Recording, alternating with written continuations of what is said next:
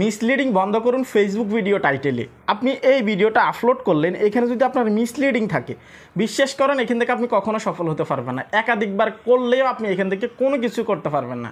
ফেসবুকে যদি আপনি অ্যাজ একজন কন্টেন্ট ক্রিয়েটর হয়ে থাকেন, সেক্ষেত্রে আজকের এই ভিডিওটা মোস্ট ইম্পর্টেন্ট আপনার জন্য। কেননা আপনি জানতেই হবে যে আপনি যে ভিডিওতে টাইটেলটা দিচ্ছেন সেটা সঠিক কিনা। অলরেডি টাইটেল নিয়ে একটা ভিডিও আপলোড করছি, সেখানে কিন্তু 2টা পলিসি নিয়ে কথা বলছি। আজকে আরও 2টা পলিসি নিয়ে কথা বলবো, যেটা করলে আপনার ভিডিও ডিলেট পর্যন্ত হতে পারে, আপনার ডিস্ট্রিবিউশনে প্রবলেম হতে পারে, আপনার ভিডিও মানুষের কাছে রিচ না করতে পারে, ভিউজ না আসতে পারে, রিচ ডাউন হয়ে যেতে পারে। সেক্ষেত্রে এই বিষয়গুলো যদি জানতে চান, ভিডিওটা শেষ পর্যন্ত দেখবেন। এবং কি চ্যানেলে যারা নতুন আসছেন, চাইলে ভিডিওতে লাইক দিয়ে চ্যানেল অবশ্যই সাবস্ক্রাইব করে দিতে পারেন, ঠিক আছে? তো এখানে প্রথমত আমি আপনাদেরকে নর্মালভাবে বুঝাচ্ছি। এখানে যে আমি যে ভিডিও টাইটেলটা দিলাম, ঠিক আছে, এটা মিসলিড হচ্ছে কিনা বা মিসলিডিং কিনা, এটা প্রথমত আমাকে বুঝতে হবে।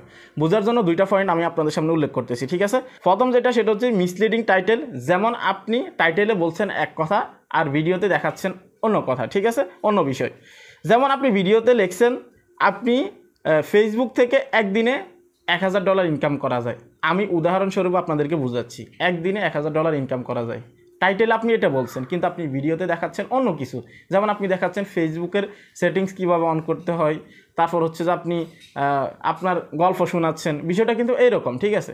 অর্থাৎ আপনি টাইটেলে যে জিনিসটা দিচ্ছেন, ভিডিও তো ওই টোটালি জিনিসটা নাই, এটাই হচ্ছে মিসলিডিং, ঠিক আছে?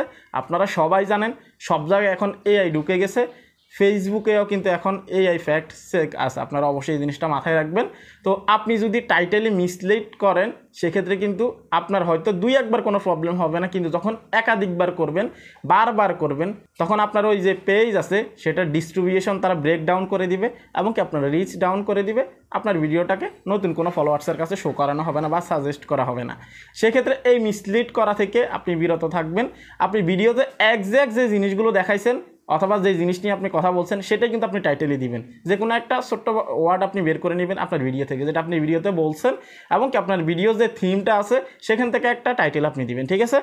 2 নম্বরে যেটা, সেটা হচ্ছে যে অসম্পূর্ণ টাইটেল বা ডট ডট। যেমন আমি আপনাদেরকে বলতেছি, মানে টাইটেল শেষ না করে গোলাটে রাখা। যেমন আপনি জানেন না কি হতে পারে যদি তারপর আপনি ডট ডট দিয়ে দিয়েছেন, এখানে কিন্তু আপনার প্রবলেম হতে পারে, কারণ আপনি টাইটেলটা স্পষ্ট না, একদমই গলাটে রাখছেন। এটাও কিন্তু মিসলিডিং ধরা হয় ফেসবুক থেকে, ঠিক আছে? বর্তমানে অসংখ্য মানুষের ভিডিওতে পলিসি ইস্যু আসতেছে ভাই, এগুলোর কারণে, মিসলিডিং করার কারণে, মিসলিড করার কারণে, ঠিক আছে? ফেসবুক এখন অনেকটাই কিন্তু ইউটিউবের মতোই কাজ করতেছে, মিসলিডিং ধরতেছে। আরও বিভিন্ন পলিসি আছে, সেগুলো কিন্তু তারা এআইয়ের মাধ্যমে কিন্তু ডিটেক্ট করতেছে, ঠিক আছে?